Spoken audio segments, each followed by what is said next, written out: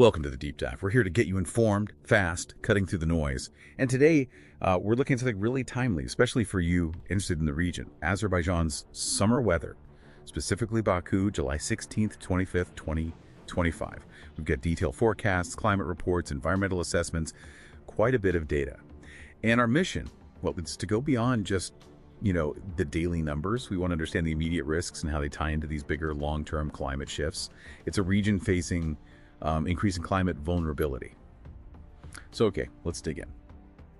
Baku, that specific mid-July window, daily highs, they're looking at 31 to 34 degrees Celsius. That's, 88 to 93 Fahrenheit. But like we always say, the actual temperature reading isn't the full picture, is it? Especially when you look at the feels-like numbers. Absolutely not. That's the real story here. The feels-like temperatures are, well, they're anticipated to hit the mid-30s, maybe even pushing over 41 Celsius. That's mid-90s to over 100 Fahrenheit, particularly later in that forecast period. Yeah. And this isn't just about comfort, right? It's a serious heat stress risk for people. And you have to think about the impact on outdoor work, productivity. Definitely hits the economy, daily life. It really shows how climate change isn't some abstract future thing. It has direct human and economic costs, like right now. So really intense heat. Okay, what about rain?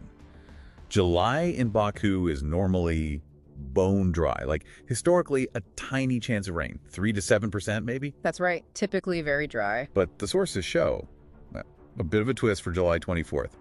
A much higher chance of rain, 43%. Still, the amount looks tiny. 0.01 inches, quarter of a millimeter. What's that about? Well, it's interesting, isn't it? It kind of illustrates this climate change paradox we're seeing in some places. Even if overall summer rain decreases, the pattern changes. You might see the frequency and, crucially, the intensity of heavy rainfall events actually go up. Ah. So when it does rain, even if it's not much total volume, it could be a short, sharp downpour.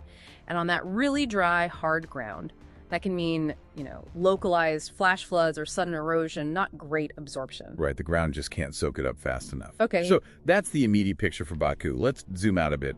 Azerbaijan's broader climate story. The country's warming faster than the global average. That stands out. Temperatures were already up about 1.3 degrees Celsius compared to historical norms back in 2010. Yes, and the future projections, well, they're pretty stark, especially under high emission scenarios. We could be looking at increases up to 4.7 degrees Celsius by the 2090s. Nearly 5 degrees. It's a huge potential shift. And this faster warming, it's not just numbers, it means more intense heat waves, and it really puts the squeeze on vital sectors like agriculture and water resources. Our sources explicitly describe those sectors as being under severe stress already. And it's affecting major natural features too, like the Caspian Sea, the world's biggest inland body of water. It's feeling the heat. It absolutely is, but perhaps not just in the way you'd first think. While the surface water temperatures for this July period are quite warm, 24 to 27 Celsius, that's 75, 81 Fahrenheit, the bigger climate change story for the Caspian is actually shrinking, falling water levels. Right, it's evaporation and reduced river inflow. Exactly. And that's not just an environmental curiosity. It has direct consequences for coastal ecosystems, fisheries, shipping, really critical economic activities. So putting this all together, Azerbaijan is ranked quite high for environmental hazard exposure, 24th out of 191 countries in that 2022 Inform Risk Index. High vulnerability.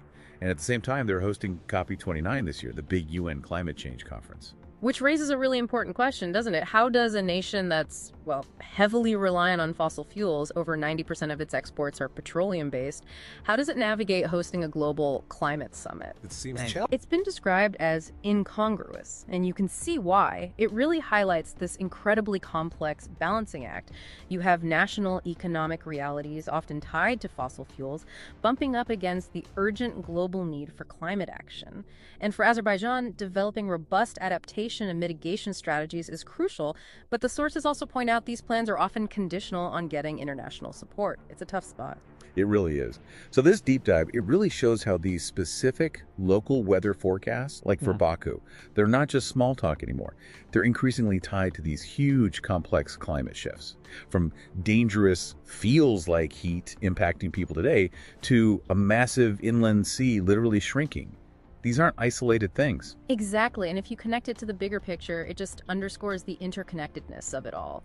Local weather, global climate patterns, human actions, policy choices, they all feed into each other, and it really forces us to think about how we either amplify these challenges or try to mitigate them, especially when some parts of the world are just warming up so much faster than others.